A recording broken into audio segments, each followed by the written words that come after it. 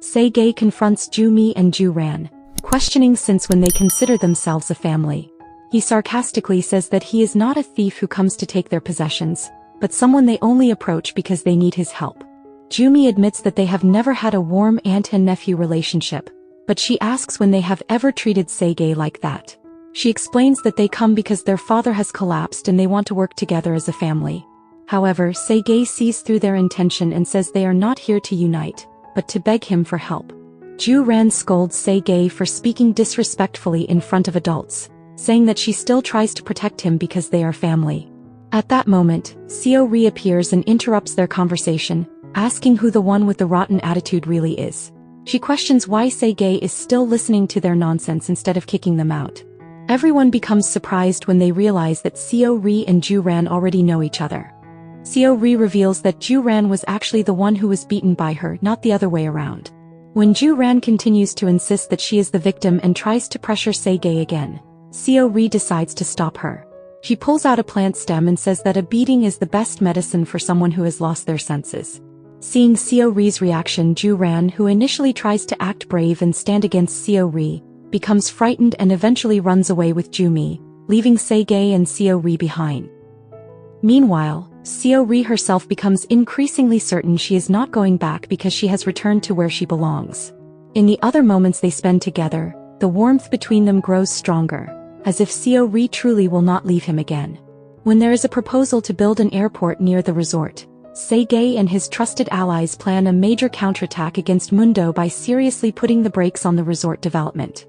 A news report featuring Mundo's face emerges, raising allegations of forced eviction.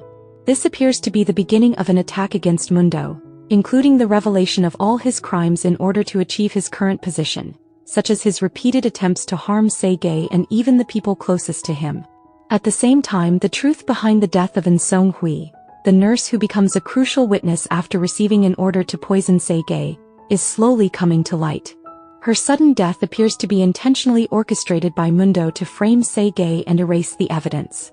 However, as we know, Se-gae still keeps the recording of the nurse's confession, in which she admits that she is blinded by money and follows Mundo's orders.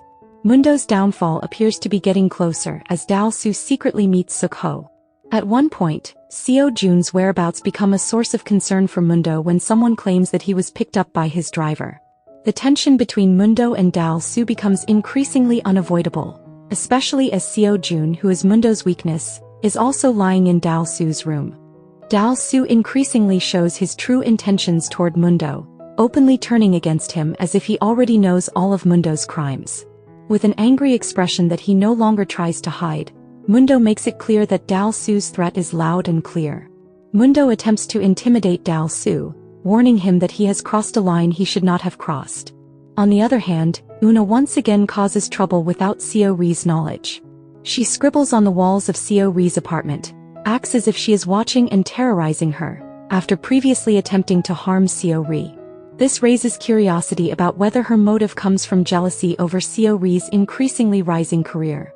It also leads to other suspicions, such as the possibility that the incident where Seo's costume was torn at a previous filming location is also her doing.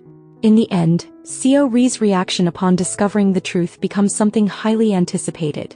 Elsewhere, Seo tries to save her critically ill grandmother, whose condition continues to worsen rapidly. Amid the uncertainty of her changing emotions, Seo cries while speaking with Jung-e, asking her to tell her what she wants to hear and saying that she will pay any price. Jung-e then gives a statement that hints at the consequences Seo must bear, even at the cost of never returning here again.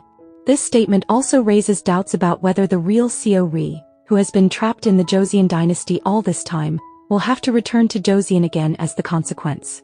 However, another theory that cannot be ignored may also occur, where all of this has actually been nothing more than Seo's imagination, as a reincarnation of Kang Dan-sim, meaning that she may have never actually experienced time travel at all.